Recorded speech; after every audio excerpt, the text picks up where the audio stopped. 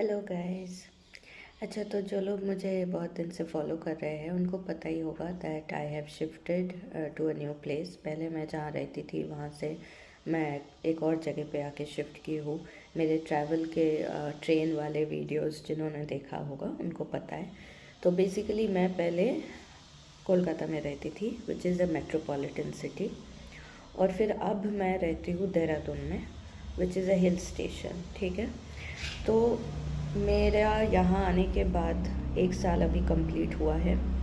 तो यहाँ 1 साल रहने के बाद मेरी क्या क्या एक्सपीरियंसेस हुई है, व्हाट इज़ द फीडबैक कि कैसा लगा है मुझे इस 1 साल में। तो मैं इसी चीज़ को लेके ये वीडियो आज बना रही हूँ, बिकॉज़ इस वीडियो का पर्पस ये है कि काफ़ी लोग अगर कोई मेट्रोपॉलिटन सिटी से कोई स्मॉल टाउन में शिफ्ट करने का सोच रहा है, या कोई अगर मेरे तरह एक डिफरेंट माहौल में रहता होगा और फिर वहाँ से एक हिल स्टेशन जैसे जगह पे आने का सोच रहा है, तो क्या क्या चैलेंजेस उनको फेस करना हो सकता है, क्या क्या चीज़ों के लिए प्रिपेयर्ड होना चाहिए। तो it's going to help all these people. इसी वजह से मैं ये वीडियो बना रही हूँ। So basically I had shifted for some personal reasons, और I do work from home.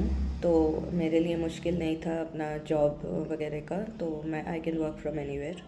सो मैं कोलकाता में जो काम करती थी वो भी घर से करती थी, और वही काम मैं यहाँ आके भी करती हूँ घर से। सो जॉब का मेरे को कोई प्रॉब्लम नहीं था, and it is not that I came here for job. अब ये बात है कि क्या क्या चैलेंजेस मुझे फेस करना पड़ा आने के पहले और यहाँ आने के बाद, ये शिफ्टिंग रिलेटेड और घर रिलेटेड ये चीज़ें मैं आपको अभी पहले बताऊंगी। बिकॉज़ अगर वीडियो बहुत लंबी हो जाती है तो मैं 2-3 और वीडियोस में पूरी एक्सपीरियंस शेयर करूँगी, बट सेगमेंट्स में बना रही हूँ ताकि अगर किसी को शिफ्टिंग रिलेटेड इन्फॉर्मेशन चाहिए, what all things you need to keep in mind if you are shifting from one place to the other, तो ये पहले मैं उन लोगों के लिए बताना चाहती हूँ। सो बेसिकली जब मैं कोलकाता में रहती थी तो मेरे पास जितने भी फर्नीचर्स थे, I wanted to bring that because I have come here for a long term. तो लॉन्ग टर्म शिफ्ट के लिए मेरा ये सोच था कि मुझे अपने सामान अपने साथ ले आना है, फॉर 2 रीज़न्स। वन इज़ मैं जहाँ रहती थी वो घर नहीं रहने वाला था, वो घर वहाँ से like I would not be having access to that house any more. मुझे वो घर छोड़ना था, और इस वजह से मेरा सामान मैं कहाँ रखूँगी इसका एक चैलेंज था। मेरे पास और कोई ऑल्टरनेट जगह नहीं था जहाँ मैं अपना एग्जिस्टिंग सामान रख सकती। अलॉन्ग विद दैट यहाँ आने के बाद भी मुझे सामान की ज़रूरत है, और हर चीज़ मैं यहाँ पे ख़रीदूँगी तो बहुत पैसा लगेगा, and it being a small town यहाँ पे उतनी फैसिलिटीज़ नहीं है कि मैं चीज़ें रेंट पे लूँ। जो सारी चीज़ ऐसी वाली फैसिलिटीज़ शायद आपको मुंबई, दिल्ली, बेंगलोर काइंड ऑफ मेट्रोपॉलिटन्स में मिल सकता है जहाँ आपको फर्नीचर्स रेंट में मिले, बट देहरादून हिल स्टेशन है, स्मॉल टाउन है, ये सब चीज़ें यहाँ पे उतना एक्सेसिबल नहीं है कि रेंट पे लिया जाए, या फिर मुझे जिस तरह का चाहिए शायद मुझे उस तरह का ना मिले। So for both of this reasons कि मेरा सामान एग्जिस्टिंग है ही और उसको मैं कहाँ छोड़ के आती, इसलिए मैं सोची वहाँ से ले आऊँ। तो मुझे मूवर्स एंड पैकर्स का अरेंजमेंट करना था। तो व्हाट हैपेंड इज़, पहली बात तो आई शिफ्टेड विद पेट्स। ठीक है, I did not shift alone as a just single person, फिर तो मेरा अरेंजमेंट कुछ और होता, मैं कोई पीजी या हॉस्टल में भी रह सकती थी, but I came with pets. ये बात आपको मैं इसलिए कह रही हूँ क्योंकि मेरे सारे अरेंजमेंट्स उसी के अकॉर्डिंग हुआ। सो आई हैव 3 पेट्स, जैसे जिन लोगों को पता होगा जो मेरे साथ जुड़े हुए हैं उनको पता है, I have 2 cats and 1 dog. तो वो मेरे बच्चे हैं, सो उनको ऑब्वियसली मैं छोड़ के नहीं आऊँगी। तो specially I want to give a message to all those people who have pets. मैंने किया है तो आप भी कर सकते हैं। ये कोई बहाना नहीं चलेगा कि शिफ्ट कर रहे हैं, रिलोकेट कर रहे हैं तो पेट्स को अबैंडन करते हैं। Please don't do that. Me as a single person, मैंने अगर 3 पेट्स को लेके शिफ्ट की है तो आप भी कर सकते हैं। सोच सोच की फ़र्क होता है, you know. If you are a person who thinks you are a pet owner, और वो आपका चीज़ है, सामान है, आप उसका ओनर हो, तो आप दो बार नहीं सोचोगे, आप उसको छोड़ दोगे अपने हाल पे। But I am a pet parent, that's the difference. I am not a pet owner, I am a pet parent. तो मेरे लिए मेरे बच्चे हैं. अगर मेरे ह्यूमन किड्स होते तो क्या मैं उनको छोड़ के आती? नहीं ना. तो मेरे लिए कोई फ़र्क नहीं है ह्यूमन किड्स और इनमें. तो I am there mother, I am the pet parent, not a pet owner, and that is the reason मैं अपने बच्चों को कतई नहीं सोच सकती कि छोड़ के आऊँ. तो मेरे सारे अरेंजमेंट्स उसी अकॉर्डिंग हुआ, so that I can accommodate them along with me. तो मुझे ट्रेन का टिकट लेना था क्योंकि फ़्लाइट में इट्स नॉट पॉसिबल. फ़्लाइट में क्या होता है, जो पेट्स होते हैं उनको या तो अलाउ ही नहीं करते कुछ कुछ फ़्लाइट्स. जो फ़्लाइट्स अलाउ करते हैं उनका भी एक स्पेसिफिक लिमिट होता है, एक पेट या 2 पेट, उससे ज़्यादा नहीं. And I have 3 pets.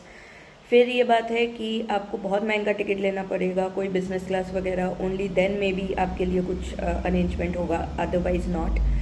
सस्ते फ़्लाइट्स में नहीं होता है. दूसरी बात, तो अगर पेट अलाउड होते भी है तो कार्गो में जाएगा पेट. तो कार्गो में ऑब्वियसली पेट्स को सामान के साथ रखा जाता है, तो बहुत नॉइज़ आता है. जो हमारे पैसेंजर सीट्स के जो केबिन होता है वहाँ पे वो नॉइज़ नहीं आता है, पर सामान जहाँ रखा होता है वहाँ पे बहुत नॉइज़ आता है. और if you are aware, animals को ना साउंड बहुत सेंसिटिव होता है, वो हमसे ज़्यादा सुन सकते हैं.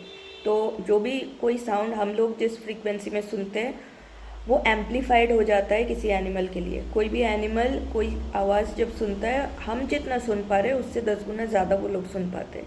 तो वो जो प्लेन का आवाज़ है ना, वो आवाज़ उनके कानों में बहुत ज़्यादा तेज़ में जाएगा, जितना ना हमें सुन सकते उससे कई गुना ज़्यादा. तो एनिमल्स को इस चीज़ से बहुत तकलीफ़ होता है, एज़ वेल एज़ ठंड लगती है. So for many reasons it sometimes becomes fatal. कुछ एनिमल्स इस एक्सपीरियंस को झेल नहीं पाते हैं, उनके साथ बहुत ही बुरा हो जाता है. तो I did not want to take risk. As well as 3 pets and single human, वो तो वैसे भी पॉसिबल नहीं है. So my decision was to come by train. Okay, तो AC फर्स्ट क्लास का ट्रेन का टिकट लेना पड़ता है. तो I will be telling you the entire train booking वाला thing in different segment. So like I said, ये segment हो रहा है घर शिफ्ट वाले का. तो पहले let me focus on that. So basically मेरा टिकट काटना और फिर मेरे आने का जो टाइम था, उसके पहले मुझे अपना सामान शिफ्ट करना था. तो मूवर्स एंड पैकर्स का मुझे ऐसे डेट सेट करना था कि सामान मेरे वहाँ से लेके वो लोग पहले ही निकल जाएंगे.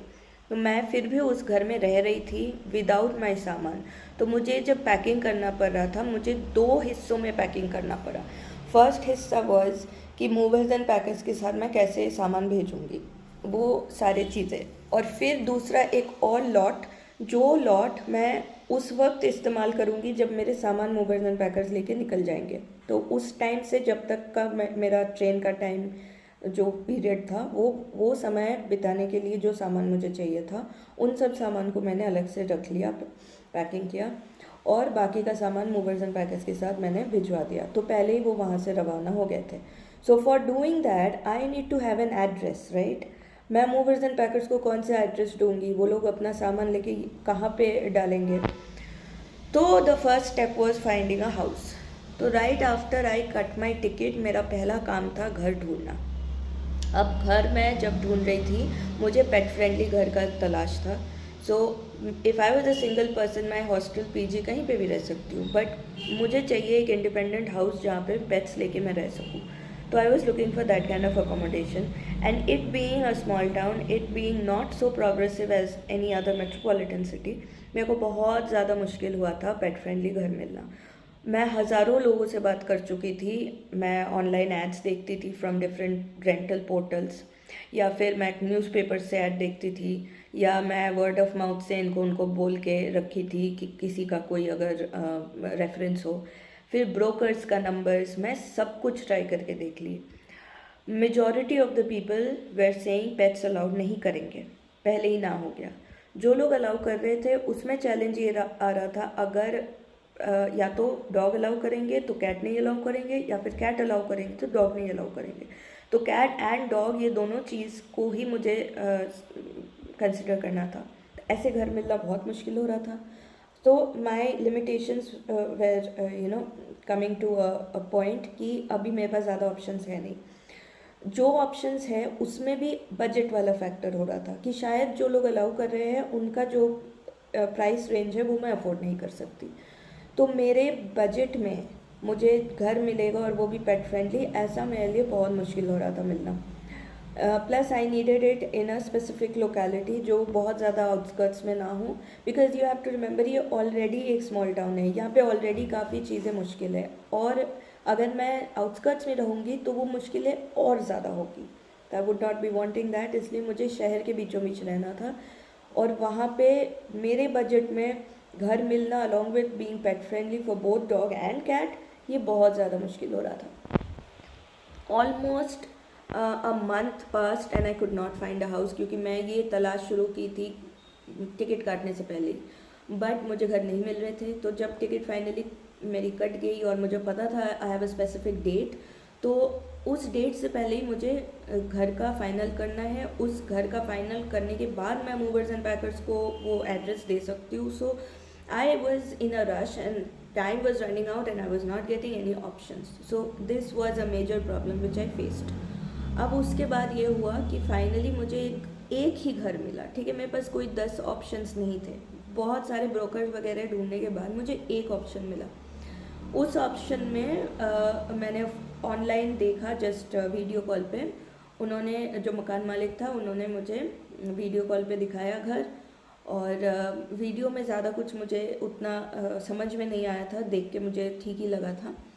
और जब भी मैं बात कर रही थी ना, मैं ज़्यादा बात नहीं कर पा रही थी उनसे, मैं थोड़ी देर ही बात कर पाती थी और वो बोलते थे मैं बिज़ी हूँ, मैं अभी बात नहीं कर सकती, और ऐसे करके ना मेरे डाउट्स क्लियर नहीं हो रहे थे। लेकिन मैं एक ऐसे स्टेट में आ गई थी कि मुझे घर चाहिए any how, because my time is running out. अब वॉट एवर इट इज़ मुझे हाँ बोलना ही पड़ेगा। और इस वजह से मैं क्या किया, मैं थोड़ा बहुत जितना देखी थी उसके बाद मैंने कह दिया हाँ ठीक है, let's finalise, because you have to understand I don't have any other option. तो मैंने वो घर ऑनलाइन में देख के हाँ बोल दिया, और फिर मैंने उनको पैसे ट्रांसफ़र किया, ब्रोकर को दिया, सब ये सब फाइनल हो गया, रेंट एग्रीमेंट हुआ। उन्होंने मुझे बोला कि पुलिस वेरिफिकेशन करना पड़ेगा। सो मेरे लोकल वहाँ का कोलकाता का जो लोकल पुलिस स्टेशन है वहाँ से मुझे अपना पुलिस वेरिफिकेशन करना पड़ा। सो उसका एक ऑनलाइन पोर्टल है, तो उस पोर्टल में जाके एप्लीकेशन डालना होता है और पैसे देना होता है, कुछ 1000 रुपये देना होता है, एंड देन पूरा फॉर्म फिल करने के बाद वो लोग ऑनलाइन में ही आपको पुलिस वेरिफिकेशन का सर्टिफिकेट दे देंगे। तो वो सर्टिफिकेट मुझे अपने मकान मालिक को भेजना था, ऑनलाइन व्हाट्सएप में मैंने भेज दिया, और उन्होंने मुझे रेंट एग्रीमेंट भी व्हाट्सएप में भेजा। साइन अभी तक कुछ भी नहीं हुआ है, बट मैंने पैसे ट्रांसफ़र किया, ऑनलाइन पैसे ट्रांसफ़र हुए हैं, सो उसका है मेरे पास रिसीट, ठीक है। इतना तक करके मैं फिर इतना श्योर हुआ कि मेरे पास ये एड्रेस है, चलो ठीक है। अब मैं मूवर्स एंड पैकर्स बुकिंग किया, मैंने उनको बुलाया, प्रिलिमिनरी सॉर्ट आउट सारी चीज़ें मैंने कर ली थी, जो अपने प्राइवेट चीज़ें हैं, पर्सनल चीज़ें हैं, उनको मैंने खुद ही पैक किया। बहुत इंपॉर्टेंट वाली चीज़ें, बहुत एक्सपेंसिव वाली चीज़ें मैंने उन्हें नहीं दिया, जो मैं कैरी कर सकती थी वो मैंने खुद रख लिया कि अपने साथ लेकर आने के लिए। और फर्नीचर वगैरह चीज़ें जो मुझे भेजना था उनको जितना मैं पैक कर सकी, और बाकी का उन्होंने पैक किया। फिर इसके बाद वहाँ से सामान चल दिया, और लगभग 10 से 12 दिन का टाइम था जो मुझे वहाँ बिताना था बिफोर माई ट्रेन का डेट कम्स। तो सामान तब लगभग सब चले गए थे, और जितना भी सामान था उसके साथ फिर मैं 10 दिन वहाँ पे बिताई। अब वो भी एक चैलेंज होता है, तो अगर कोई शिफ्ट कर रहा है उसको ये सोच के चलना पड़ेगा कि be very specific, be very clear कि आप जो सामान अपने पास उस 10 दिन के लिए रखोगे, या तो उसे वहीं छोड़ के आना है या आपके साथ लेकर आना है, तो आप उतना ही सामान रखना साथ में, और बाकी का अरेंजमेंट कर लो कि किसी और से अगर आपको वो चीज़ें मिल सकते तो फिर उसके बाद मैं वहाँ से, जब मेरा तारीख आया आने का, तो मैं ट्रेन से यहाँ आ गई अपने बच्चों को लेके। एसी फर्स्ट क्लास में आना होता है, और पूरा केबिन बुक करना पड़ा था मुझे, बिकॉज 4 लोगों का पैसा देना था। Entire if it was 2 pets मैं कूप बुक कर सकती थी, बट आई हैव 3 पेट्स, सो मुझे 4 सीट वाला चाहिए विच इज़ अ केबिन, और मुझे चारों ही टिकट्स बुक करने पड़े ताकि मुझे पूरा ही केबिन मिल जाए, so that there is no interference, there is no problem for from any other passenger। तो ऐसे करके मैं यहाँ पे आई, और मैं देहरादून पहुंची 1.5 डेज़ के बाद, ठीक है। 1 घंटा 30 मिनट लगता है कोलकाता से ट्रेन में देहरादून आने में। उसके बाद फिर मैं एयरबीएनबी में उठी, बिकॉज आते संग ही इट्स नॉट पॉसिबल कि मैं नए घर में जाऊँ, वो घर किस हालत में होगा, क्या हुआ पता नहीं, साफ़ सफाई करना and all that is not possible on that particular day once I land here. So मुझे एक एयरबीएनबी ढूंढना पड़ा। तो आने से पहले मैंने ये काम भी किया कि मैंने पेट फ्रेंडली एयरबीएनबी ढूंढी। वो भी मिलना मुश्किल हो रहा था, बट फिर भी ठीक है, मिल गई मुझे। ट्रेन से ज़्यादा, स्टेशन से ज़्यादा दूर नहीं, ऐसा ही मुझे देखना था, क्योंकि it should not be extremely far, so that like नए शहर में मुझे पता नहीं how to reach and all that. तो मैं स्टेशन से उतरने के बाद मुझे एयरबीएनबी जाना था, और एयरबीएनबी में मैं 2-3 दिन वहाँ पे रुकी, और वो जगह सही था, pet friendly and all that. फिर उसके बाद मैं वहाँ से जिस दिन पहुँची उस दिन रेस्ट करने के अगले दिन मैं अपना नया घर देखने गई। तो वहाँ पे मैं जब पहुँची, पहली बात तो एरिया वाज एक्सट्रीमली क्या बोलूँ मैं, कंजेस्टेड एंड बहुत दूर था, बहुत मतलब कैसे समझाऊँ मैं।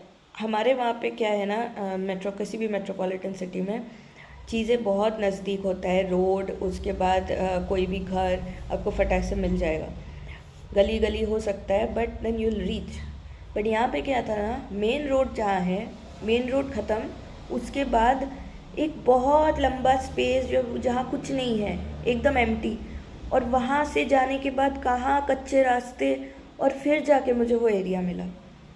सो I was not even understanding कि जाऊँ कैसे, किससे पूछूँ, लोग भी तो नहीं है, और कोई वहाँ पे कुछ है ही नहीं मुझे वहाँ पहुँचा सके, ठीक है।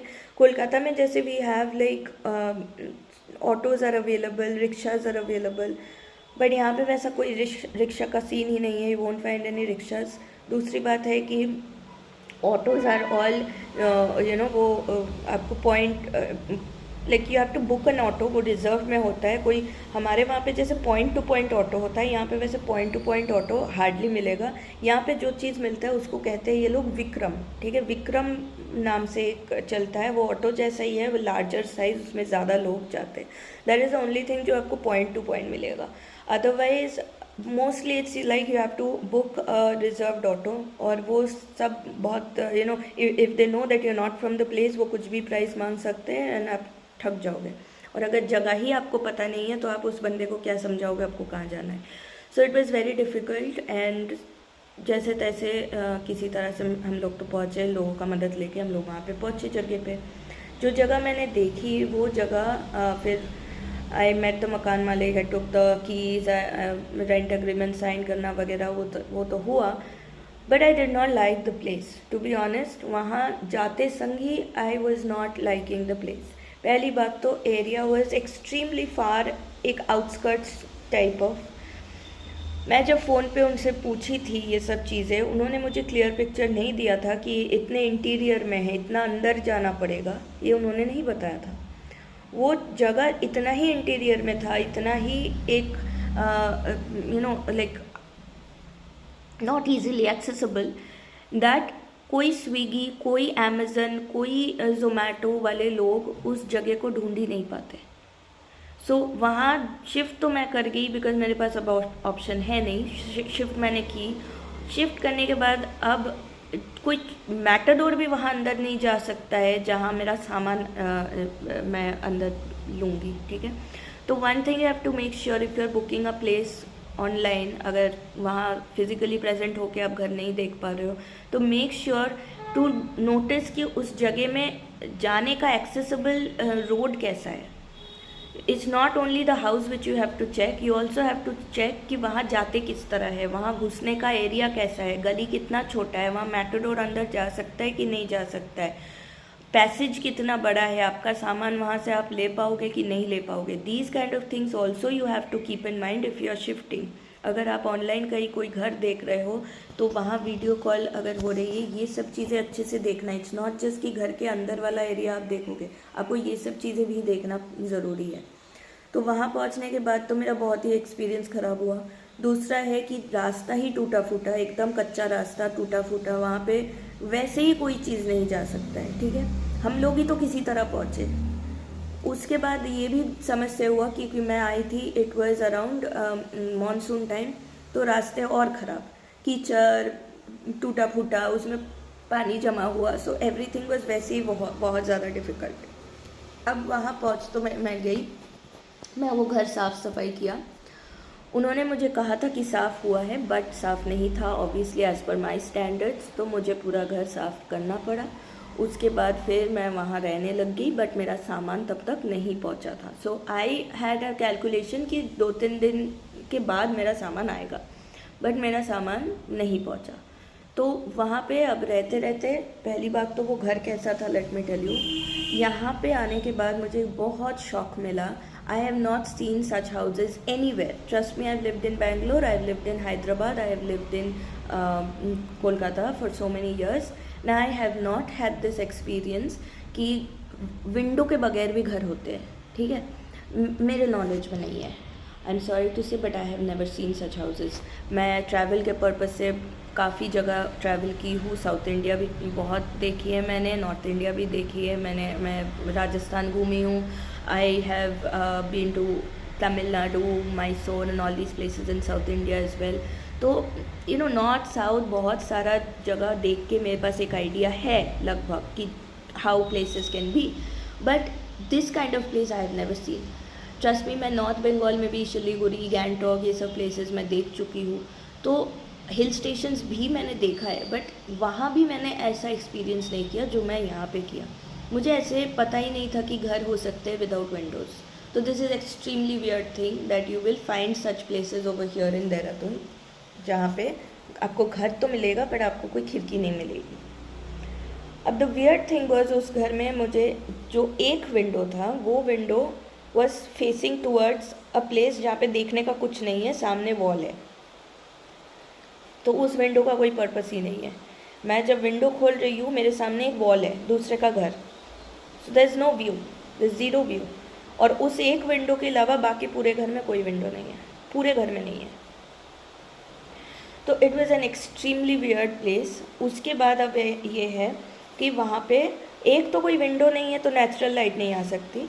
अब थोड़े कुछ 1-2 दिन के बाद ना इलेक्ट्रिसिटी चली गई, वहाँ पे इलेक्ट्रिसिटी का प्रॉब्लम होने शुरू हो गया, और I used to live without electricity. तो वैसे ही तो नेचुरल लाइट नहीं आ सकती because there is no window. Along with that, अब मैं कोई लाइट अगर ऑन करूँ या कुछ तो वो नहीं है, फ़ोन चार्ज नहीं कर सकती, इमरजेंसी लाइट वगैरह चार्ज नहीं कर सकती। For everything I have to depend on, बाहर जाके मैं कहीं किसी दुकान में करूँ या कहीं से कोई सामान लाऊँ। तो यू हैव टू रिमेंबर, मैं जहाँ रह रही हूँ उससे मिनिमम डिस्टेंस पर एनीथिंग इज़ 2 किलोमीटर्स, और वो 2 किलोमीटर मुझे चलना पड़ेगा। There is nothing nearby, कुछ नहीं मिलेगा, अंदर कुछ नहीं आता है, एनी ऑटो या एनीथिंग। ओला वगैरह अगर मैं बुकिंग करूँ, रैपिडो वगैरह मैं बुकिंग करूँ, तो उसको तो जगह ही नहीं समझ में आएगा, वो आएगा कहाँ से। So for anything, for a smallest object also, मुझे 2 किलोमीटर चल के जाना था, ठीक है।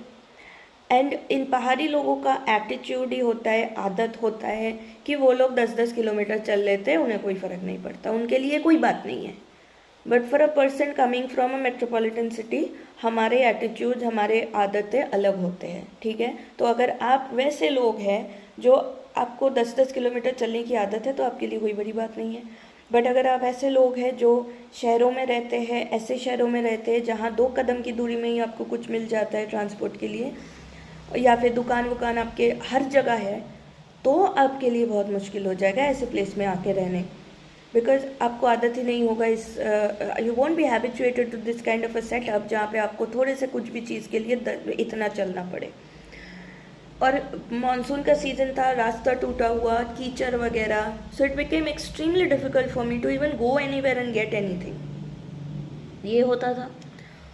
किसी तरह तो I survive for a few days वहाँ पे। अब मैं मूवर्स एंड पैकर्स को कॉल कर रही हूँ, मेरा सामान got delayed because of the rains and everything, और जो टाइम फ्रेम उन्होंने दिया था उससे अब एक और हफ्ता आगे चला गया। तो वैसे ही मैं कुछ दिन तो ऑलरेडी बिता चुकी थी, अब एक और हफ्ता, मैंने लगभग 7-10 दिन आई वॉज विदाउट एनीथिंग। जितना सामान मैं अपने साथ में ले पाई थी बस उतना ही था मेरे पास। आने के बाद मैंने गद्दा ख़रीदा, मैंने पिलोज़ ख़रीदी, मैंने अपने लिए बाकी सामान यूटेंसिल्स वगैरह ली, because these were the minimum things that I needed to survive. But वो सब भी अगर मैं अपने पास इंडक्शन लेके आई थी, लेकिन क्या काम का इंडक्शन अगर इलेक्ट्रिसिटी नहीं है तो। Neighbours are were not helpful. Trust me, I've had very bad experience with people out here. Nobody is helpful. I will be very honest with you. मैं यहाँ पे शुगर कोटेड करके कुछ नहीं बोलना चाहती, बट अभी अगर यहाँ पे कोई है देहरादून वासी जो सुन रहा है मेरी वीडियो, आई एम सॉरी अगर आपको बुरा लग रहा है तो, but my experience has been such that I have not found any helpful people. ठीक है, गिने चुने एक दो को छोड़ के मुझे कोई नहीं मिला जो मुझे मदद करे। ठीक है, nobody, I got no help. Honestly speaking, I was all alone in a new place and I had no neighbours helping, nobody to help me. ठीक है, किसी से जाके मैं people were coming to see me. ठीक है, like मैं कोई एनिमल हूँ जो नए जगह पे कोई नई एनिमल दिख गई है तो लोग जैसे झांकते हैं ना देखने के लिए कि ये अजीब चीज़ क्या है, मेरे को ऐसे देखा जाता था। बिकॉज ये स्मॉल टाउन है तो people were not used to seeing a alone woman staying, और वो भी पेट्स के साथ। People were not used to this, so वो लोग मेरे को ऐसे ना दूर से झांकते थे, देखते थे, लाइक ये कौन आ गई, ये क्या है, kind of attitude. But nobody was there to help. तो फर्स्ट या maybe the two nights में ही मुझे वहाँ के लोगों का एटीट्यूड पता चल गया। अब क्या है ना, वो जगह जैसा था, इतना कंजेस्टेड था कि एक घर के ही दीवार पे दूसरा घर। हमारे वहाँ पे ऐसा सिस्टम नहीं होता, हमारे वहाँ पे एक घर के ही दीवार पे दूसरा घर नहीं बनते हैं। होते होंगे बस्तियों में या कहीं different not so good areas में, but I have been always staying in good places, तो मैंने ऐसा एक्सपीरियंस नहीं किया। यहाँ पे क्या है ना, एक घर के ही दीवार पे दूसरा घर बन जाता है, तो you can actually listen wall to wall. इस घर के पीछे का दीवार में you can actually listen to the other person's house, it's like that. वहाँ पे इतने क्लोज बाय घर है ना, इट बिकम्स वेरी डिफ़िकल्ट कि किसी का भी नॉइज़ आपको डिस्टर्ब कर सकता है। और वहाँ पे लोग थे भी उस टाइप के कि दे वर बिल्कुल कंसिडरेट नहीं। रात में 1 बजे तक शोर चलता था और सुबह 4 बजे से फिर से शोर शुरू हो जाती थी। मतलब कोई एक फैमिली रात के 1 बजे तक जगता है, उनका आवाज़, और कोई दूसरी फैमिली रात के 4 बजे से उठ जाता है, उनका शुरू हो जाता है आवाज़। ठीक है, इट वाज लाइक दैट। अब क्या है ना, जिस रूम में खिड़की थी, एक ही तो खिड़की है पूरे घर में, तो मैं उसी रूम में प्रेफर करती थी सोना। अब मैं अगर उस रूम में सो रही हूँ, वहाँ पे मुझे रात के 1 बजे तक शोर हो रहा है दूसरे के घर का, और थोड़ा सा सोती हूँ मैं तो 4 बजे से वहाँ ऑपोजिट वाले शुरू हो जाते हैं बर्तन पीटना। Civic sense is zero, trust me, this is zero civic sense place. यहाँ पे लोग बिल्कुल कंसिडरेट नहीं है कि किसी नेबर को अगर उनके एक्शन से प्रॉब्लम हो रही है तो, because nobody cares a damn about anyone. So basically these people out there, वो 4 बजे जो लोग उठते थे, यहाँ पे ऐसे बहुत पब्लिक मिलेंगे आपको जो 4 बजे से उठे होते हैं और नॉइज़ करना बाकायदा शुरू हो जाता है। उनका कोई कंसिडरेशन नहीं कि चलो थोड़ा सोच के करते, नहीं। 4 बजे से ना बर्तन मांजना शुरू हो जाता था, और ढांग ढांग ढांग ढांग करके बर्तन मांजना।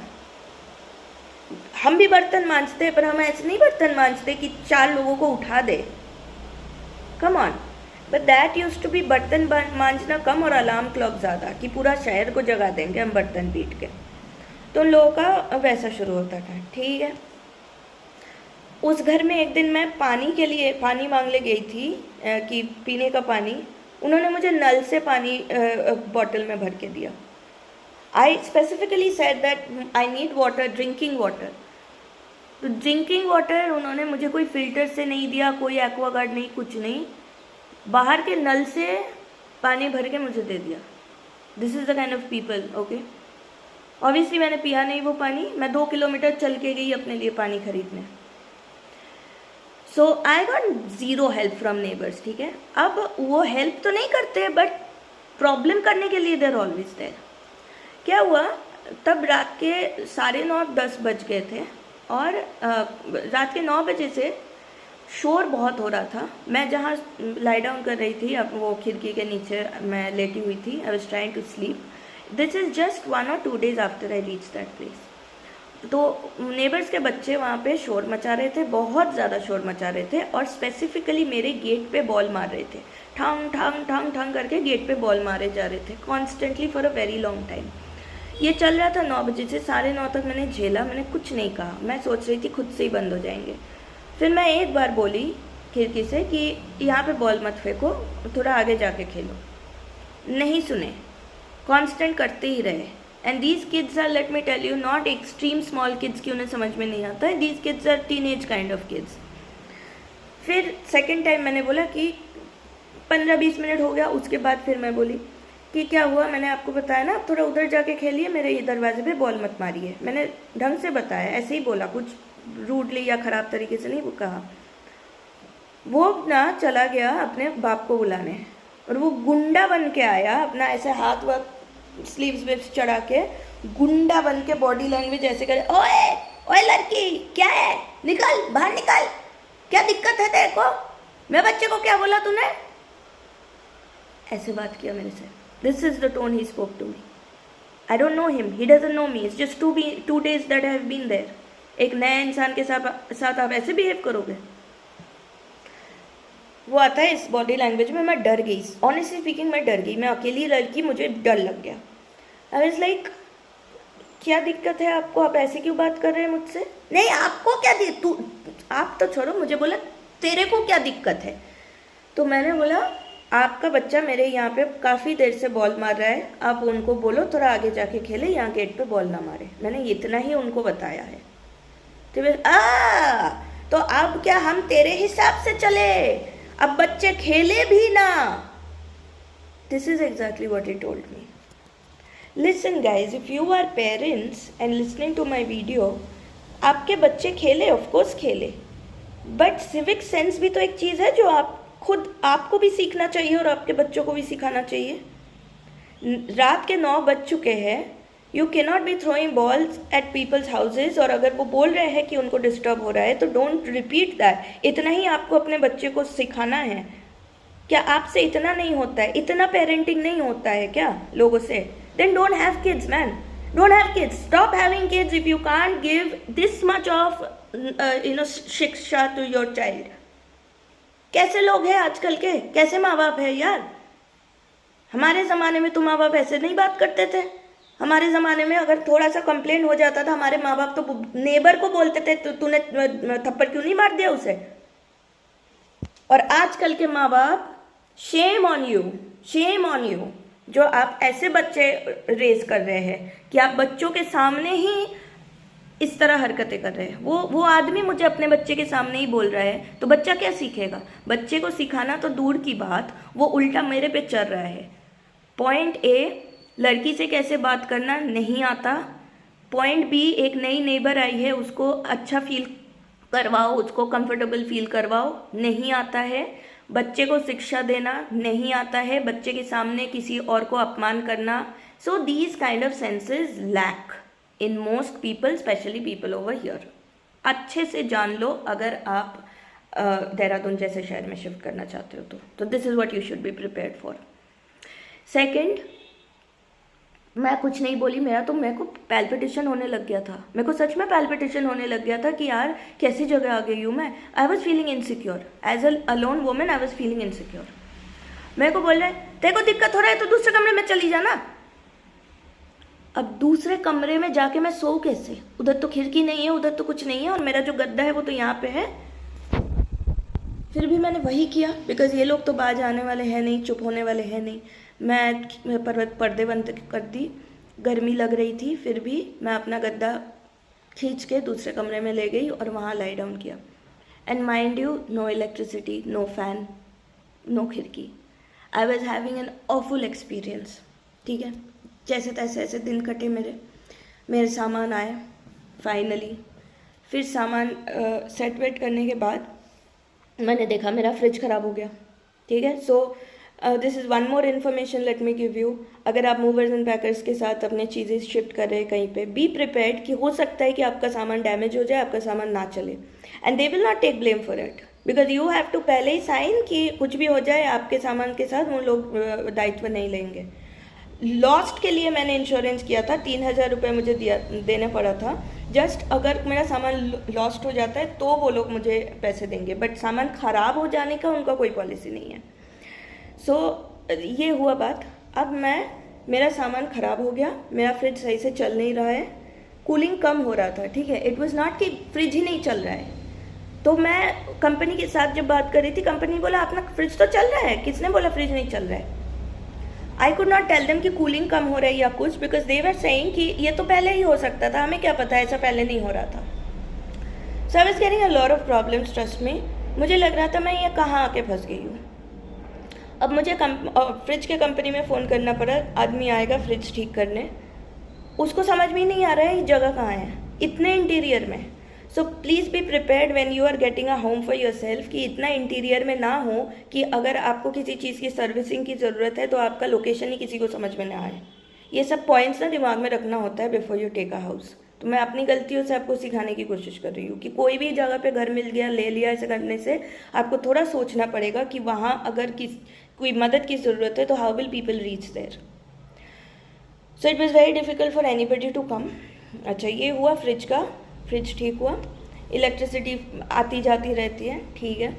कुछ इलेक्ट्रिसिटी का काम करवाना पड़ा, मकान मालिक को बुलाई मैं, तो उन्होंने थोड़ा सा इलेक्ट्रिसिटी का काम करा के लाइन वाइन फिक्स कर दिया, तो अब मेरे सामान चलने लगे।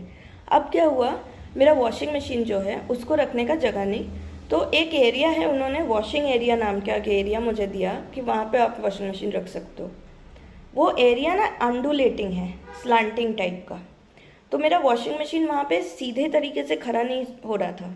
मैंने उसके नीचे चीज़ें फिट करके उसको फिर भी एक लेवल में लाई, बट उस तरह वॉशिंग मशीन चलाने से वॉशिंग मशीन फिर भी हिलता रहता है, ये मुझे पता नहीं था इस चीज़ का। So another learning lesson I am telling you guys, if you have a washing machine please make sure वो हिले ना। वो ऐसे शेक करेगा, हिलेगा तो आपका वॉशिंग मशीन ख़राब हो जाएगा। मेक श्योर वो वॉशिंग मशीन एक प्लेन स्ट्रेट लैंड पे है। तो मेरे साथ ये हुआ कि अगला प्रॉब्लम, अब वो अंडुलेटिंग जगह है बोल के मेरा वॉशिंग मशीन ख़राब हो गया। चलते चलते इतना हिल रहा था कि मेरा वॉशिंग मशीन ख़राब। सो नाउ अभी मुझे वॉशिंग मशीन के लिए भी आदमी बुलाना पड़ा उसको ठीक करवाने। 4,000 रुपये मेरा लगा वॉशिंग मशीन ठीक कराने। सो बेसिकली फ्रिज गया, वॉशिंग मशीन गया, सो लगातार मुझे प्रॉब्लम्स फेस करने पड़ रहे हैं। अब ये था कि गर्मी लग रही थी because there is no like window and all, तो बीच के रूम का कोई पंखा ही नहीं, ठीक है। अब मैं उनको बोली कि बीच के रूम का पंखा लगा दीजिए। ही सेड क्यों, पहले तो आपने नहीं कहा था। I was like honestly speaking मैंने नोटिस नहीं की थी। एंड अब क्या ही एक्सपेक्ट करोगे यार, आप कोई घर देखोगे तो आप पंखा लाइट भी क्या चेक करना है कि वो है कि नहीं। ऑनेस्टली स्पीकिंग मुझे लगा नहीं था कि ऐसे भी लीचर लोग होंगे कि पंखे के बगैर ही घर देंगे। I thought it's included. तो ही सेड अब पंखे के लिए अलग पैसा देना पड़ेगा। My god, I am telling you the kind of people. फिर उसके बाद मैंने कहा कि नहीं, छोड़ दीजिए, मैं पैसे नहीं दूंगी। उसके बाद अंदर वाला कमरे में पंखा खराब होने लग गया। मैंने utter sheer bad luck, I am telling you. फिर अंदर वाला पंखा खराब हो गया, तो अब बाहर का भी पंखा नहीं है। Now there is only one room जिसमें पंखा है। खाना पीना सोना everything has to be done in that room. वही चल रहा है। अब दिन ब दिन हालत और ख़राब हो रही है। वॉशिंग मशीन ख़राब, इसलिए मेरे को हाथ से धोना पड़ रहा है। किसी तरह हाथ से धो धो के परेशान मैं। बारिश इतनी तेज़ हो रही है कि बहुत ठंड हो रही है, और ठंड के वजह से गर्म पानी चाहिए, गीज़र है नहीं, ठीक है। So everything is becoming a challenge. किसी तरह तो दिन गुजारी मैं। Now my first aim is that I have to shift. मेरे को दूसरा घर देखना है, मुझे यहाँ से जाना है। तो one important piece of information that if you are shifting you have a budget, ठीक है। लेकिन आपको हमेशा एक प्लान बी रखना चाहिए। आपको हमेशा एक चीज़ सोच के चलना चाहिए कि व्हाट इफ़ आपका ये प्लान काम नहीं करता है, व्हाट इफ़ आपको फिर से शिफ्ट करना पड़े, तो क्या आपके पास दोबारा शिफ्ट करने का पैसा है। Please, this is a very important aspect जो आपको दिमाग में रखना चाहिए। अगर आप शिफ्ट करने का सोच रहे हैं, आपने एक सेट ऑफ प्लान बनाया है, एक सेट ऑफ बजट रखा है उस शिफ्टिंग के लिए, but it's my heartly request that please आप एक और फंड रखिए for another shift. It is extremely extremely important ये चीज़, डोंट इग्नोर दिस।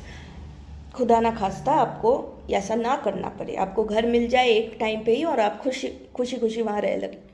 बट अगर ऐसा नहीं होता है, अगर मेरे तरह किस्मत के मारे लोग हैं आप, हो सकता है आपके अप्लायंसेस ख़राब हो जाए, हो सकता है मूवर्स एंड पैकर्स आपका सामान ही खो दे और आपको उतना कॉम्पनसेशन नहीं मिले, हो सकता है कि आपका चीज़ वहाँ आने के बाद काम ना करे। तो for all these reasons you might need to buy new सामान। पॉइंट बी, हो सकता है आपको घर ही शिफ्ट करना पड़े, तो दूसरे घर के लिए आपको ब्रोकरेज देना हो सकता है, आपको सिक्योरिटी डिपॉजिट, फिर ये एडवांस पेमेंट वगैरह ये भी देना होगा, फिर आपको ट्रांसपोर्टेशन का भी, वो सामान लेके जाने का भी ट्रांसपोर्टेशन का भी देना पड़ेगा। सो दिस एंटायर कॉस्ट आपको एक बफर रखना चाहिए। नहीं लगा तो अच्छी बात है, बट अगर लगे तो आपके पास इतना पैसा होना चाहिए। This is a very very important thing which you have to keep in mind. मैं जब ये वीडियो बनाने का सोची थी ना, तो ये सबसे प्रधान पॉइंट था मेरे दिमाग में कि ये बातें तो मुझे अपने दोस्तों को बताना ही चाहिए, ताकि मैं को जो प्रॉब्लम्स फेस करना पड़ा, मेरे व्यूअर्स को वो प्रॉब्लम ना फेस करना पड़े। Please be prepared for all these things. तो फिर जाके मेरे को 2-3 महीना वहाँ रुकना पड़ा, because again the same problem, pet friendly घर नहीं मिलते। अब देखिए, बहुत लोग ना पेट अबैंडन कर देते यही सब के रीजंस के लिए ना, कि इतना मुश्किल होता है। I again come back to the same thing, मुश्किल तो मुझे भी हुई ना, अकेली औरत होके मेरे को भी तो इतना करना पड़ा, बट फिर भी मैंने नहीं छोड़ा, फिर भी मैं इनको छोड़ने का सोच नहीं सकती। सो I hope I can inspire a few people out there, and I hope मेरे बात सुन के कुछ लोग अपने पेट्स अबैंडन ना करें, और पेट अबैंडन करने के बारे में सोच के ही उनका रूह काँप जाए और मेरी बातों से इंस्पायर्ड हो, and they don't take such decisions of abandoning their pets and they take their pets along with them.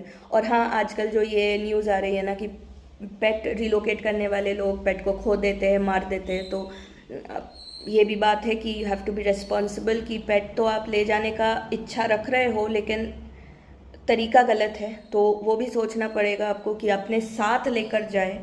Don't depend on any other third party, क्योंकि थर्ड पार्टी के लिए वो बिजनेस है, आपका बच्चा नहीं है, वो उनका बच्चा नहीं है, आपका बच्चा आपका ही बच्चा है, उतना केयर आप ही कर सकते हैं, कोई थर्ड पार्टी नहीं करेगा। सो रिलोकेशन के लिए आप कोई और थर्ड पार्टी सर्विस को सिलेक्ट करेंगे तो आपका बच्चा वो लोग खो सकते हैं, मार सकते हैं, कुछ भी कर सकते हैं। तो बेस्ट इज़ कि आप ट्रैवल करो अपने पेट को साथ लेके खुद, you know. And obviously cage वगैरह या फिर लीश वगैरह प्रॉपर होना चाहिए कि बच्चा भाग ना जाए। वैक्सीनेशंस, डॉक्टर दिखाना और सर्टिफिकेट्स वगैरह, सारे मेडिसिन कैरी करना पड़ेगा। दीज काइंड ऑफ थिंग्स तो डेफिनेटली दिमाग में रखना ही चाहिए। So now coming back to the point, फिर मैं पेट फ्रेंडली घर ढूंढने वापस से शुरू हो गई। ऑब्वियसली दूसरा चैलेंज तो वो था कि मिल ही नहीं रहा था एज़ यूजुअल। काफ़ी मुश्किल हुई मुझे फिर से घर ढूंढना, and this time I needed to find a place जिसमें मेरे बच्चे बाहर देख सके, because they will be staying in the house, right. मैं तो फिर भी बाहर निकलूँगी, पर मेरे बच्चे तो घर में ही रहेंगे ना, तो उनको घर में खिड़कियाँ तो मिलना चाहिए कि वो बाहर देखे कम से कम। तो it was very important for me to look for houses जहाँ पे खिड़कियाँ है। आई डेंट नो कि ये भी एक क्राइटेरिया होता है ढूंढने के लिए, बट उस घर से मुझे ये एक्सपीरियंस हुआ ना कि खिड़की के बिना भी घर मिलते हैं। तो I had to actually look for houses with windows, ताकि my kids can look outside. So thank god मुझे ऐसा घर मिला जहाँ पे यहाँ पे बहुत विंडोज़ है for my children to look outside, काफ़ी सारे विंडोज़ हैं। तो finally I did find a place, but now the budget was the challenge, because बहुत हद तक मुझे अपना बजट इंक्रीज़ करना पड़ा, क्योंकि मुझे उस रेट में नहीं मिल रहा था कहीं पे भी घर। सो जो दूसरी घर मैंने ली उसके लिए मुझे अपना बजट बहुत हद तक इंक्रीज़ करना पड़ा। मैंने देहरादून में ही एक जगह से दूसरी जगह आने के लिए मुझे 10,000 रुपये खर्चा करना पड़ा अपना सामान शिफ्ट करने के लिए, just from the same city to city. ऐसा भी नहीं कि दूसरी सिटी में शिफ्टिंग हो रही है, अपने ही सिटी में, एक ही सिटी में। इट वॉज 7 किलोमीटर की दूरी, 7 किलोमीटर की जर्नी के लिए 10,000 rupees I had to spend on shifting, ठीक है। और जो घर मुझे पहले मिला था उस घर के जो रेट था, उस रेट से 5,000 rupees more I am paying now. तो पहला वाला घर में जितना दे रही थी, 5,000 rupees more I have to pay for this house now. Along with brokerage, along with the 10,000 rupees of shifting, along with यहाँ पे 3 महीने का सिक्योरिटी डिपॉजिट, एडवांस वगैरह सब कुछ. सो it was a huge amount of money जो मेरे savings से निकल गई.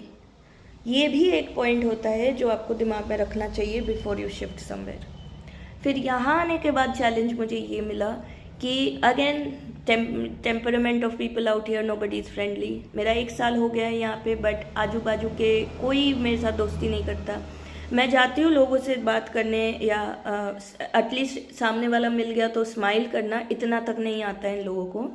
दे don't even smile when they see you. मेरे मुंह पे दरवाज़ा बंद कर देते हैं. मतलब ऐसे ना, ऐसा एक बार हुआ कि मैं बाहर निकली, वो सामने वाला भी अपना डोर खोल के बाहर ही निकलने वाला था. जैसे ही मुझे देखा दरवाज़ा बंद कर दिया मुंह पे. Nobody will even smile at you when you are on the road. So मैं दोस्ती करूँ कैसे करूँ? स्माइल तो करे सामने वाला इंसान, बात तो करे, कैसे दोस्ती करूँ? नहीं तो बात करने के लिए कोई रुकता भी नहीं है, आंखों से आंखें भी नहीं मिलाएंगे. This is the kind of people that are over here. मेरे जो एकदम बाजू वाली है ना, she is always on my fence. सही बताऊँ तो मेरे फेंस से ही लटकती रहती है हर वक्त. ठीक है, उनको हमेशा ये होता है देखना कि मैं क्या कर रही हूँ. तो people are nosy, that's how it is, but nobody will come and talk to you. तो वो औरत ना, पहले दिन I wanted to make friends with her. वो मुझसे पूछी थी कि मैं कौन हूँ, क्या हूँ, नई किराएदार हूँ, यहाँ रहने के लिए आई हूँ and all that. So I said हाँ. अब मैं परिचय कर रही हूँ, नाम वाम बता रही हूँ, कहाँ से हूँ वगैरह पूछी, तो ये सब बताई.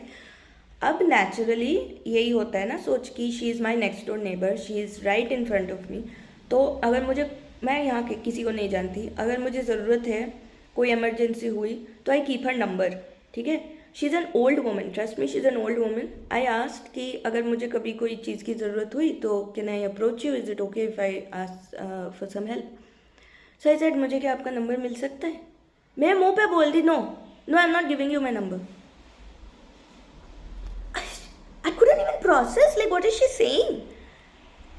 एक लड़का एक लड़की को या एक लड़की एक लड़के को नंबर ना दे सकता है. ठीक है, कम उम्र की लड़कियां अपना नंबर किसी को ना दे सेफ्टी फैक्टर्स के लिए. ठीक है, all that is understandable.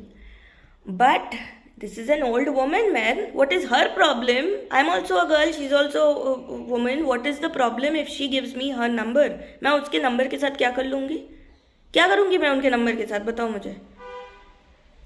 And I even told her why I want her number. I said किसी इमरजेंसी के लिए अगर मुझे आपको ज़रूरत पड़े तो. उसके बाद भी मैं मुंह पे कह देती है no I am not giving you my number. और ट्रस्ट मी वन थिंग, जो लोग यहाँ पे अगर जज करने लग गए कि तुम्हारे रहन सहन, तौर तरीका, रहने का तरीका, कपड़े पहनने के ढंग अतरंगी है, इसलिए लोग तुम्हें जज करते, बात नहीं करते. No, people who know me, you know, मैं बहुत ही सलीके से रहती हूँ. मैं कोई उटपटांग चीज़ें, हरकतें नहीं करती हूँ. मैं किसी से झगड़ा नहीं करती हूँ. मैं कोई अश्लील कपड़े नहीं पहनती हूँ. मैं कोई अश्लील तरीके से घूमती फिरती नहीं हूँ. मैं बहुत कंजर्वेटिव ट्रेडिशनल लड़की हूँ और बहुत अच्छे से रहती हूँ. मैं लोगों से मिलनसार होके अच्छे से पेश आती हूँ. मैं I don't do any such activities कि लोग मुझे देख के दूरियाँ बनाना शुरू करते. ठीक है, फिर भी पता नहीं क्यों.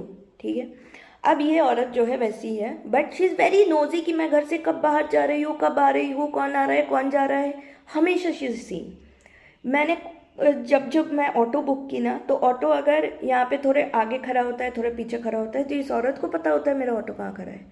कभी मैं अपने गेट से निकलती हूँ, she is always there hanging on my fence. मैं सपोज अपना ऑटो ढूंढ रही हूँ, ऑटो से पहले मुझे ये दिख जाएगी और ये बोलने लग जाए तेरा ऑटो तो वहाँ पे खड़ा है. मेरे को मेरा ऑटो नहीं दिखता है, इनको दिखता है कि मेरा ऑटो कहाँ पे खड़ा है. This is how she is extremely nosy, but she will not be friendly. ठीक है, अब एक दिन ऐसा हो रहा था, मैं अपना गार्डन ठीक कर रही थी. और हाँ, एक और बात गार्डन से याद आया, यहाँ पे जो प्रॉपर्टी मैंने ली थी, मकान मालिक does not maintain this place. ठीक है, तो आपको ऐसे घर मिल जाएंगे जहाँ पे घर तो मिलेंगे पर कोई मेंटेनेंस नहीं, मकान मालिक मेंटेन नहीं करेगा, सारा जिम्मेदारी आपके सर पे. Most of the houses over here are bungalow houses, villa houses, जिसका इंडिविजुअल प्रॉपर्टी आपको खुद ख्याल रखना पड़ेगा. I have come from experience of living in societies, apartments, जहाँ पे मेंटेनेंस वगैरह का अलग कमिटी होता है और एंड दे डू इट। यहाँ पे ऐसा कुछ नहीं है, which was a problem for me कि अकेले ही सब कुछ करना। यहाँ पे ऐसी चीज़ें हैं कि कूड़ा वाला रोज़ नहीं आएगा। कूड़ा वाला, पहले वाले घर में कूड़ा वाला 3 दिन में एक बार आता था। कूड़ा जमा होता रहेगा, 3 दिन में एक बार आएगा। रास्ते में वो आप कूड़ा रखोगे, गिराएगा कोई जानवर तो आपको उठाना पड़ेगा वो अपने हाथ से। These things happen dear, please keep this in your mind if you are thinking of coming. दूसरी बात है कि कूड़ा वाला एक गाना बजाएगा, वो गाना का और उसका कोई टाइम नहीं होता है, वो अपने मर्जी से आएगा, कभी भी आएगा। और वो हर जगह का सेम है, यहाँ भी वहाँ भी, everywhere in this entire city it is like that. कोई टाइम नहीं होता है, वो कभी भी अपने मन मर्जी से आएगा और गाना बजाएगा और आपको तुरंत उस वक्त रेडी होना पड़ेगा कचरा लेके बाहर जाने के लिए। और वो रुकेगा भी नहीं, गाना बजाते बजाते 5-7 बाइक चला जाएगा कि कोई किसी के नहीं रुकता। अगर आपका देना है तो आप बाहर खड़े रहो, नहीं तो भूल जाओ। This is how this place is, ठीक है। अब मैंने एक स्पेशल फेवर लिया कि पता नहीं चलता कब आए कब गए। मैं उसी वक्त अगर बाथरूम में हुई तो कहाँ से दूंगी मैं। तो मैंने उनको बताया कि आप गेट के वहाँ अंदर रखा होता है ड्राइववे में, वहाँ गेट खोल के आके ड्राइववे से आप ले लेना। इसके लिए मेरे को अलग से पैसा देना पड़ता है। तो इस स्पेशल फेवर के लिए भी अलग से पैसे देने होते हैं। अब ऐसा है कि ये सब सिस्टम मैं इसलिए बता रही हूँ कि आप लोगों को भी पता हो कि ये कांड भी होते हैं। हमारे वहाँ पे तो ऐसा नहीं होता तो मुझे नहीं पता, I was not aware of these things. तो ये सब चीज़ें भी यहाँ पे है टंटे। नाउ द थिंग इज़, अब मैं यहाँ आने के बाद ये देखी कि things are extremely expensive, extremely. Kolkata is such a cheap place यार। कोलकाता मेट्रोपॉलिटन सिटी है, कोलकाता में हर सुख सुविधा है, बट उसके बाद भी कोलकाता इज सो चीप। यहाँ पे हर चीज़ 10 गुना ज़्यादा एक्सपेंसिव, हर चीज़। अब इसका एक रीज़न है, इसलिए क्योंकि यहाँ पे कुछ बनता नहीं है इन हाउस। यहाँ पे इस शहर में अपना ही कुछ नहीं बनता, एवरीथिंग इज़ बाहर से लाना पड़ता है। और बाहर से जब लाया जाता है ना, transportation is extremely difficult and expensive because पहाड़ चढ़ना होता है। तो पहाड़ में चढ़ने के लिए पेट्रोल डीजल ज़्यादा लगता है, डिफ़िकल्ट फॉर द ट्रांसपोर्टर्स। इस वजह से उन लोग का भी प्राइस जुड़ जाता है किसी भी आइटम के साथ। तो कोई अगर अपना सामान वहाँ किसी भी जगह से यहाँ भेज रहा है तो उसको ट्रांसपोर्टेशन में काफ़ी पैसा खर्चा करना होता है, इसलिए अपना कॉस्ट प्राइस वो बढ़ा देता है अपना मटेरियल का MRP। तो यहाँ पे कोई भी चीज़ का बहुत ज़्यादा प्राइस लगता है, किसी भी चीज़ का, खाना, ट्रांसपोर्ट, कुछ भी बताओ, कुछ भी, कोई भी चीज़ बहुत एक्सपेंसिव है क्योंकि कोई भी चीज़ यहाँ पे नहीं बनती, हर चीज़ बाहर से आता है और हर चीज़ को लाने में बहुत पैसा लगता है। तो everything is expensive over here, you have to keep that in mind. And यहाँ पे लेबर नहीं मिलते हैं, यहाँ पे you will not find house help और एनी हैंडीमैन जो आपका कोई काम करते हैं। मिलना बहुत मुश्किल है और जो मिलते भी है एक्सट्रीमली एक्सपेंसिव। यहाँ 1000 रुपये के नीचे कोई बात नहीं करेगा, you know, like for the smallest of jobs I am telling you. जो हमारे वहाँ पे हम मैक्सिमम 500 रुपये दे के निपटा लेते थे कोई छोटा मोटा काम, यहाँ पे 1000 से नीचे बात ही नहीं करेगा कोई। Nobody will even talk to you. मेरे यहाँ पे garden, like I said, maintenance नहीं होता है तो हर चीज़ की जिम्मेदारी मेरे पे आता है। गार्डन में एकदम, जब मैं घर ली थी, पूरा मैंने क्या मैं बताऊँ, जंगल, ठीक है। एक्चुअली यहाँ पे ना बहुत जंगल है, इस जगह में बहुत जंगल है। तो प्लांट्स, कोई भी ग्रीनरी ना बहुत जल्दी ग्रो करता है, ग्रास, श्रब्स, बुशेस, ट्रीज बहुत जल्दी ग्रो करता है। तो जंगल बन जाता है कोई भी एरिया काफ़ी जल्दी, ठीक है। तो मैंने दिन में ऐसे ऐसे जंगल बनेंगे। तो यहाँ पे ना कीड़े मकोड़े एंड ऑल दीज थिंग्स बहुत ज़्यादा है। तो मैं जहाँ रहती हूँ यहाँ पे बहुत बड़ा प्रॉपर्टी है, सामने पीछे 2 जगह पे गार्डन्स है। और गार्डन्स का जो हालत है ना, ग्रास ग्रो करना, ट्रीज़ वगैरह ग्रो करना बहुत जल्दी होता है, तो कीड़े मकोड़े भी बहुत। तो इसके लिए when I came here first time, मकान मालिक ने कुछ साफ़ सफाई करके नहीं दिया था, so I needed somebody to do all this. घर साफ़ करना अलॉन्ग विद, घर में क्या हुआ था, उन्होंने पेंटिंग करवाया था, बट पेंटिंग करा के वो चले गए, वो यहाँ का लोकल नहीं है, घर मुझे दे के चले गए। पेंटिंग कराने के बाद जो यहाँ पे पूरा फैला हुआ था ना, द मिस्त्री वगैरह, पूरा पेंटिंग होगा तो ऑब्वियसली आपको पता ही होगा घर कैसे ही रहता है, साफ़ नहीं होता है ना। उन्होंने ना साफ़ नहीं कराया था। कोई यहाँ पे साफ़ नहीं कराता है घर देने से पहले, और कराएंगी भी तो it won't be as per satisfaction. तो मेरे को यहाँ आने के बाद सफाई करवाना था, तो I needed a person, plus बाहर घास काटना है, जंगल साफ़ करना है, नहीं तो सांप हो सकते हैं, बिच्छू हो सकते हैं, कितने भी कीड़े मकोड़े हो सकते हैं। But I was not getting anybody. ठीक है, बहुत मुश्किल था कोई मिलना। एक आदमी ने मुझे 7,000 रुपये बोला। Can you believe this? 7,000 रुपये उसने मुझे बोला। घर साफ करना था, बाहर का घास काटना था, बाहर क्लीन करना था, इतना ही। इस काम के लिए 7,000 रुपीज़ समबडी आस्क्ड मी। तो ऑब्वियसली नो। करते करते आई फाउंड अनदर पर्सन जो 2,000 रुपया लिया। 2,000 से नीचे बात नहीं बनी। वो घर के अंदर ही सिर्फ साफ़ किया, बाहर नहीं। सिर्फ घर के अंदर वो पानी मारेगा, साफ़ सफाई करेगा, खिड़की दरवाजे पोछेगा, इतना सा काम। ठीक है, इतना सा। खाली घर है, खाली घर, उसको पानी मारना है, उसको दरवाजे खिड़कियाँ साफ़ करना है, जाले वाले निकालना है, जो भी मिस्त्री लोगों ने कूड़ा फैला है उसको साफ़ करना है। This is the job for which I had to pay 2,000 rupees.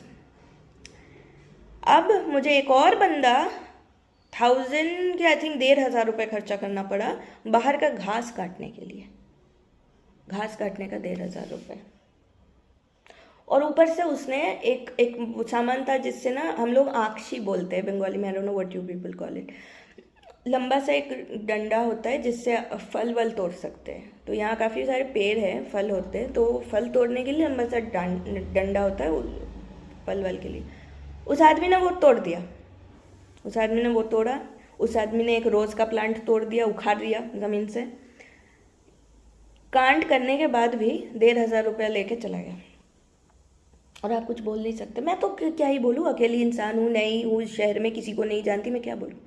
वैसे ही मुझे कोई लोग नहीं मिल रहे हैं, जो मिला उसी से ना करवाना पड़ेगा सब। और तब से अब हार्डली आई गेट पीपल। कभी कोई मिल गया, दया कर लिया तो किसी से करवा लिया, वरना तो नहीं होता है। So this is the situation I am currently living in.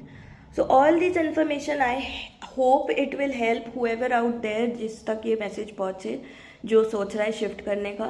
तो ये सारे पॉइंट्स आपको सोचना पड़ेगा before you take a house. Independent house है तो वहाँ मेंटेनेंस आपको करना पड़ेगा। यहाँ पे पाइपलाइन भी मैंने 4,000 रुपये खर्चा करके कराया है, क्योंकि ये ओल्ड हाउस है और पाइपलाइन सही से नहीं थे। तो पाइप का खर्चा, रेगुलेटर बदलवा वो उसका खर्चा, ट्रस्ट में। गैस सिलेंडर दिया, रेगुलेटर नहीं दिया उसके साथ, बर्नर नहीं दिया उसके साथ, तो मैं सिलेंडर लेके क्या करूँ, सर पे रखूँ। रेगुलेटर का बंदोबस्त करना, स्टोव का बंदोबस्त करना, एक बार फ्यूज़ उड़ गया तो इलेक्ट्रिसिटी का वो करना। अच्छा, हमारे वहाँ पे कोई वाटर बिल नहीं है, कोई सिस्टम नहीं है वाटर बिल का कोलकाता में। यहाँ पे वाटर बिल आता है। यहाँ पे पाइपलाइन में गैस आता है किसी किसी एरियाज़ में, किसी एरियाज़ में सिलेंडर में गैस आता है। ठीक है, तो इनका अलग चार्जेस होता है। पाइपलाइन गैस का होगा तो उसका अलग चार्ज होगा। Electricity bill, let me tell you, क्या कुछ ना बोलूँ मैं। इलेक्ट्रिसिटी बिल हर महीने नहीं आता है, जब मर्जी तब आता है, लेकिन चार्ज आपको हर महीने ही होगा। मेरे पास 5 महीने का इकट्ठा आया। पैसा चाहे उतना ही खर्चा हो रहा है, बट किसी भी एक महीने में आपको अगर इतना चंक ऑफ मनी एक साथ देना पड़ता है तो हिसाब में गड़बड़ी ना होता है, बजट में गड़बड़ी ना होता है। हाँ, मैं अलग अलग ही रख रही थी, बट अप्रॉक्सीमेट ना। और क्या, कैसे अप्रॉक्सीमेट करूँ? जब मैं पहले आई थी मुझे लगा था 700-800, अगले महीने मुझे लगा 1,500, उसके अगले महीने मुझे लगा 2,000। कोई ठीक नहीं है। कंजम्पशन मेरा सेम चल रहा है, let me tell you, same consumption. थोड़ा ऊपर नीचे क्या होगा, 700 से 2,000 थोड़ी हो जाएगा यार। कोई अप्लायंसेस नहीं लगाया मैंने, जो जैसा था वैसे ही चल रहा है। बट किसी टाइम 700, किसी टाइम 2,000। तो मैं अप्रॉक्सीमेट भी अंदाज़ा क्या ही लगाऊँ। तो मैं कुछ अमाउंट सोच के रख रही थी सेव करके हर महीना, बट इकट्ठा 5 महीने का साथ में आया, और तब जाके एक ह्यूज अमाउंट आया। उतना तो शायद मैंने सोचा भी नहीं था। और कैसे कैलकुलेट करती मैं, क्योंकि कुछ भी इरैटिक आ सकता है। ऐसा करके फाइनली तो आई एम स्टेइंग हियर जैसे तैसे. So guys, if you are also considering coming to Dehradun या कोई भी और शहर मेरे तरह स्मॉल टाउन में, तो प्लीज़ कंसिडर ऑल दिस, नहीं तो you will be in a big soup. I hope my video helps. अच्छा हाँ, जाने से पहले मुझे याद आया, I was telling you about that old women. So there was this one time जब मैं अपना गार्डन ठीक कर रही थी, तो मैं गार्डन में रोज़ प्लांट्स ठीक कर रही थी. कुछ रोजेज़ आए, यहाँ काफ़ी रोजेज़ होते हैं. So I was trimming those shrubs. तो बहुत सारे रोजेज़ ना आए थे, निकले थे. तो कुछ तो फेंकना ही पड़ रहा था, कुछ तो मैं अपने साथ ले ही आई कमरे में, और मेरे बच्चे रोज़ खा लेते हैं. So basically I don't want to bring those roses inside. तो काफ़ी रोजेज़ हो गए थे. अब कितना ही मैं अंदर लाती, कितना ही मैं रखती. तो I thought as a sweet gesture I will just give her those roses. ठीक है. तो and because she was hanging from my fence right over there watching me do all this, तो एज अ स्वीट जेस्चर मैंने उन्हें offer किया. मैं रोज़ का bunch ली और मैंने उनको दिया कि ये आपके लिए, ये आप रखिए. Women to women, man, come on. This is not a man offering a women a rose. मैं एक छोटी सी लड़की, उनकी वो मेरी दादी की उम्र की होगी. Will you believe it if I से कि हाउ शी बिहेव्ड. मैंने उनको वैसे रोज़ दिया. She made a face like this and she was like, मुझे गुलाब क्यों दे रही हो, ऐसे बोली, मुझे गुलाब क्यों दे रही हो. आई वॉज लाइक, नहीं, मेरे को लगा कि यहाँ इतने सारे हैं, निकाल ही रही थी मैं, तो आपको ही मैंने दिया, आप रख लीजिए आपके घर. मैं गुलाब का क्या करूँगी. शी टोल्ड मी, मैं गुलाब का क्या करूँगी, मैं को क्यों गुलाब दे रही हूँ. हे भगवान, इंसान गुलाब का क्या करता है यार, क्या करता है इंसान गुलाब का, प्लीज़ टेल मी. कोई किसी को गुलाब देता है, इंसान खुश होता है, उसको अपने घर में रखते हैं. This is all that needs to be done. This is how people are over here.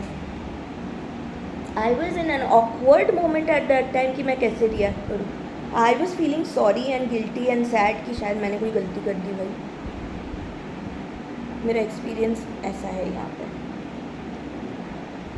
So now you know how people are over here. खाने पीने में भी काफ़ी दिक्कतें हैं, काफ़ी कुछ है. तो एक और वीडियो मैं बनाऊंगी as per what are the other things experience wise, challenges wise. तो अगर आप लोगों को ये वीडियो अच्छी लगी हो, अगर आप लोगों को मेरे चैलेंजेस के बारे में और पता करना है, और आप जानना चाहते हो कि नए शहर में क्या क्या फेस करना होता है, ये शहर कैसा है, तो मेरे साथ जुड़े रहिए नेक्स्ट वीडियो में. और I hope you like that video as well. Thank you guys, bye.